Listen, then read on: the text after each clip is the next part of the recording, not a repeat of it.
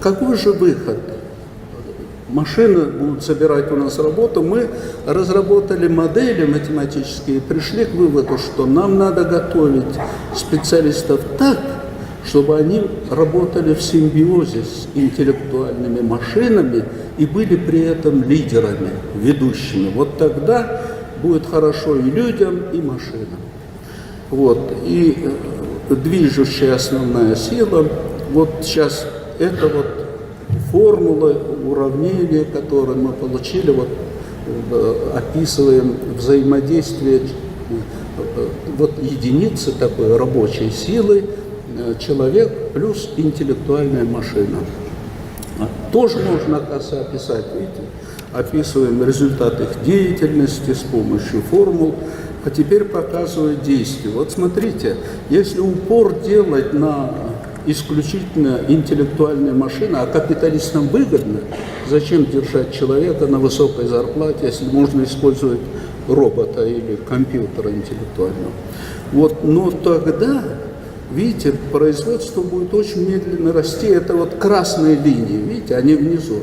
Вот машинам тоже, как людям, надо обучиться сначала. То есть искусственный интеллект ведь обучается человеком, есть математические модели, вот над ними тоже мы работаем, модели на основе нейронных сетей, которые вот обучают, как лучше эффективно обучить. То есть придется машины обучать долго, и они будут через десятилетия только эффект давать. А если сразу человек плюс интеллектуальная машина, то посмотрите, вот синие, зеленые траектории. То есть через год-другой уже симбиоз человек-машина будет давать колоссальную производительность, поднимать, видите. Поэтому мы должны ориентироваться на это и требовать, чтобы производили интеллектуальные машины дружественные человеку. Вот как робот Асимо в Японии, который присматривает за пожилыми людьми.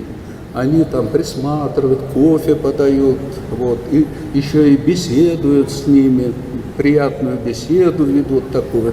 То есть можно все в наших руках, пока.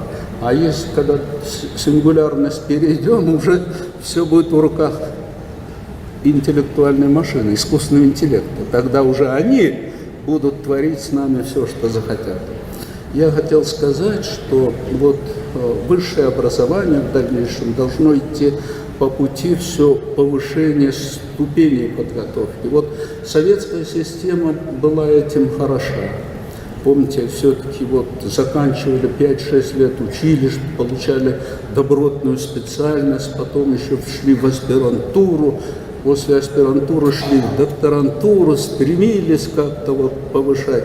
Сейчас вот я наблюдаю, не знаю, как у вас, но в Московском университете я вижу, что из бакалавриата магистратуру меньше, докторантуру еще меньше, вообще не зарядет. А это деградация, это значит, мы уже сегодня уступаем интеллектуальным машинам.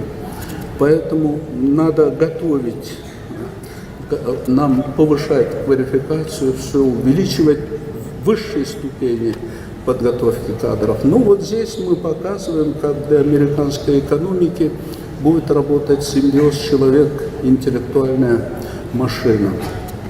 Вот. Она лучше и позволяет уже в ближайшие годы давать хороший результат. Вот здесь вызовы, то есть предсказывают, что все больше специалистов будет требоваться из STEM отраслей, вот как раз в Национальном университете Аль-Фараби эти направления все имеются, и это замечательно, вам просто надо повышать качество в этих направлениях.